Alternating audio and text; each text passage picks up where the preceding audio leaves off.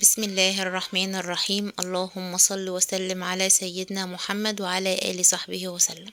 ان شاء الله النهارده يا بنات هعمل معاكم كده سمك بولتي وسمك مكرونه بلدي، بسم الله ما شاء الله زي ما انتم شايفين كده. وهعمل معاكم بابا غنوج، واعمل كده معاكم رز السمك اللي بسم الله ما شاء الله بصراحه يفتح النفس.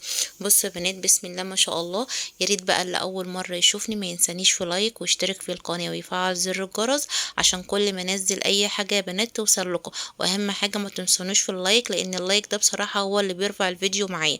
يلا يا بنات نبدأ بسم الله ونشوف الطريقة مع بعض.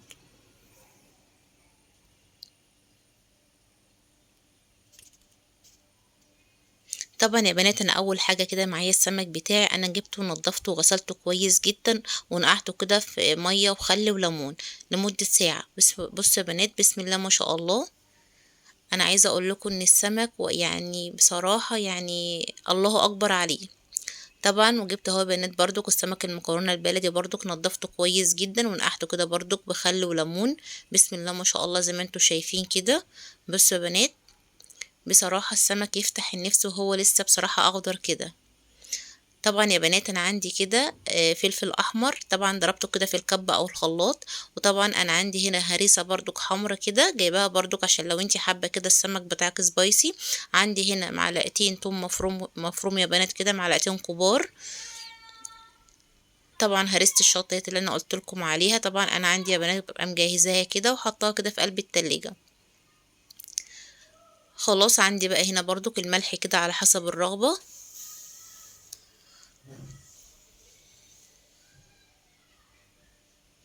طبعا انا عندي هنا برضو يا بنات الكمون بتاعي، وعندي هنا برضو الفلفل الاسمر. وعندي هنا برضو يا بنات كده ايه بهارات سمك. يبقى عندي التتبيلة بتاعتي عبارة عن فلفل احمر، توم، كمون، آه فلفل، فلفل اسمر، توابل سمك. خلاص يا بنات بسم الله ما شاء الله، يبقى انا كده يا بنات التتبيله بتاعتي جاهزه معايا كده على الحشو على طول. طبعا السمك بتاعي انا غسلاه كويس جدا ومنضفاه ونقعاه يا بنات زي ما انا قلت لكم كده بخل وميه بليمون. هبدا بقى يا بنات اجيب السمك بتاعي كده اتبله كويس جدا.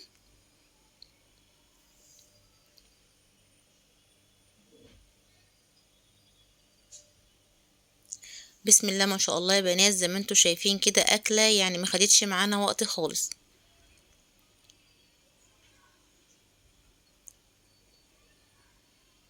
خلاص يا بنات انا تبلت كده اهوت السمك المكرونه كده معاكم. طبعا بقى ايه عندي كده ليمونه، هبدا كده ان انا اعصرها كده على السمك بتاعي.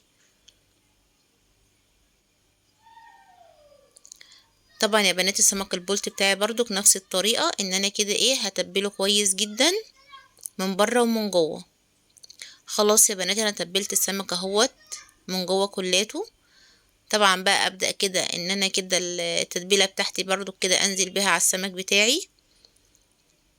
طبعا يا بنات التتبيله بتاعتي انا عايزه اقول لكم ان انا حاطه عليها 3 ليمونات وحاطه عليها خل. بصوا يا بنات بسم الله ما شاء الله، السمك بتاعه اهوت متبل من بره ومن جوه.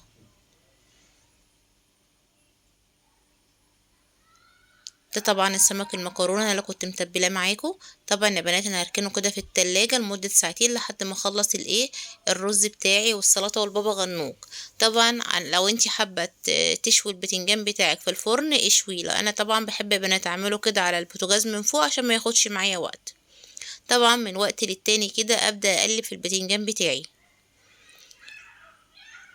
بصوا يا بنات بسم الله ما شاء الله، طبعا انا عندي هنا النار متوسطه جدا يعني لا عاليه ولا واطيه. ومن وقت للتاني كده بقلب في البتنجان.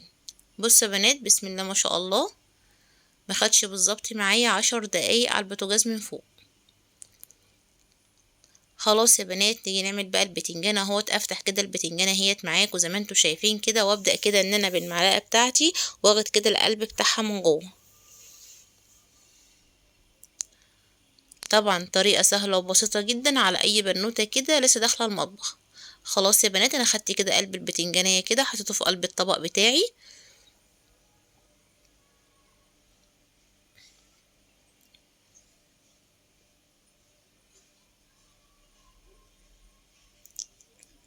طبعا بقى ابدا يا بنات بالشوكه كده اهرسه كويس جدا. طبعا بقى عندي هنا زيت، عندي طحينه، عندي هنا ملح، عندي كمون، عندي ربع معلقه ثوم مفروم كده.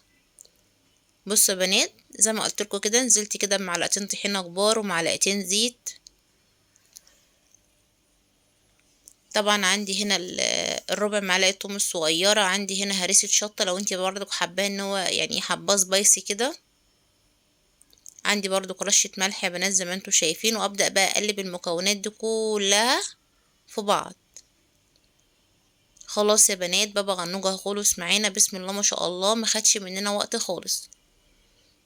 طبعا نزلت بمعلقتين طحينة، معلقتين زيت، ربع معلقة توم صغيرة، ملح، كمون. خلاص يا بنات زي ما انتوا شايفين كده. طبعا انا كنت عاملة كده طبق سلطة ركناه كده على جنب، طبعا كده هحيقه كده معاكم.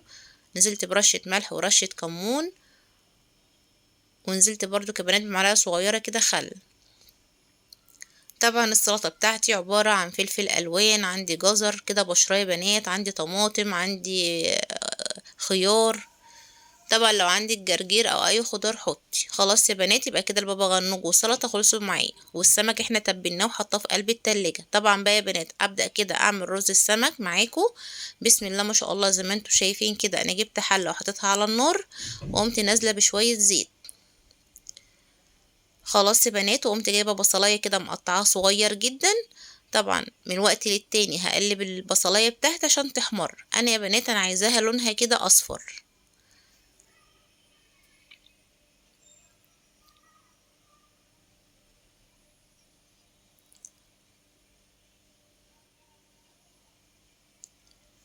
على نار هاديه يا بنات من وقت للتاني كده اقلب في البصلايه بتاعتي. خلاص يا بنات انا عايزاها الدرجه الجميله ديت. انا عندي هنا 3 كوبايات رز، هنزل عليهم ب3 كوبايات ميه. يبقى يا بنات رز السمك بتاعي كوبايه الرز قصادها كوبايه ميه. خلاص 3 كوبايات اهمت الميه بتاعتي. هنزل كده بالملح على حسب الرغبه، وانزل بمعلقه كمون صغيره. هبدأ بقى يا بنات ان انا اغطي كده الحله بتاعتي لحد ما تغلي معايا.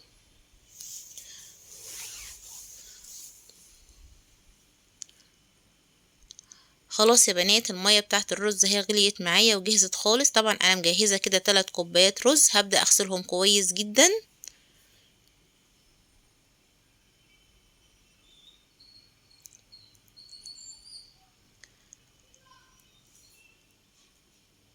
زي ما انتوا شايفين كده يا بنات. طبعا انا الشوربة بتاعت الرز متهيئة معايا، حط عليها ملح وكمون. لو انتي حابة تحطي عليها كركم او كاري بحيث ان الرز بتاعك يبقى اصفر يبقى تمام، زودي. مش عايزاه لونه كده جميل زي ما انا عاملاه كده، حلو برضو كده، بسم الله ما شاء الله. خلاص يا بنات يبقى عمايل الرز سهلة جدا. طبعا بقى يا بنات انا سبت الشوربه كده تشرب معايا ووطيت عليه خالص لحد ما كده جوهز معايا اهوت. بسم الله ما شاء الله يا بنات، مفيش رزايه لازقه بصراحه في قلب الحله. خلاص يا بنات الرز اهو كده بقى جاهز معانا. طبعا انا هجيب كده طاسه كده على النار وانزل بيها يا بنات بشويه زيت كده كتير، يعني انا عايزه زيت السمك يبقى عندي غزير. ليه؟ عشان يحمر السمكيه من بره ومن جوه. خلاص يا بنات انا جبت كده السمك كده من التلاجة. طبعا انا قعدته بتاع ساعتين، ساعتين ونص لحد ما خلصت الاكل بتاعي. طبعا اخر حاجة يا بنات تعمليها هي السمك عشان السمك يبقى سخن. خلاص يا بنات انا جبت اهوت السمك المكرونة. هبدأ كده ان انا احطه كده في الدقيق بتاعي. طبعا يا بنات الدقيق انا نازلة عليه بمعلقة كركم، نازلة عليه بمعلقة ملح صغيرة. حطيت عليه برضو كبنات من معلقتين ل3 معالق نشا عشان يحمر لي كده السمكية وخليها لي كده لونها ذهبي. هبدأ بقى يا بنات ان انا اتبل السمك بتاعي كده بالدقيق، الكفر بتاعي كده بالدقيق.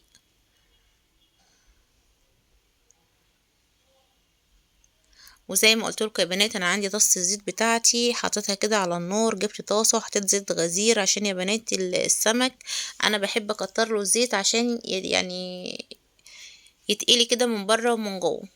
خلاص يا بنات انا جهزت اهوت سمك المكرونه. طبعا ابدا برضو ان انا اتبل كده الكفر بتاعي السمك البلطي برضو.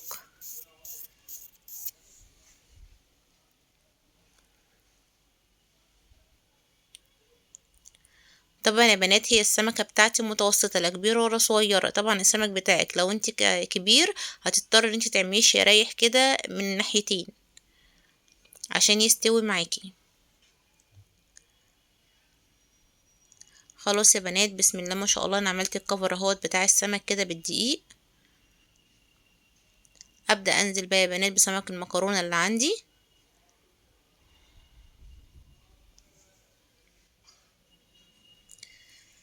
طبعا انا مجهزه برضو طاسه تانية كده يا بنات، حطيت برضو فيها زيت عشان اقلي فيها السمك البلطي، عشان انا عايزه السمك المكرونه والسمك البلطي يطلعوا في وقت واحد عشان يبقوا الاتنين سخنين. انتوا عارفين يا بنات السمك ما بيتاكلش الا وهو سخن. خلاص يا بنات يبقى انا كده الرز بتاعي جهز معايا والسلطه وبابا غنوج. بصوا يا بنات بسم الله ما شاء الله، انا جهزت كده طاسه تانية زي ما انا قلت لكم كده، وانزل برضو بيها كده بسمك البلطي اللي معايا.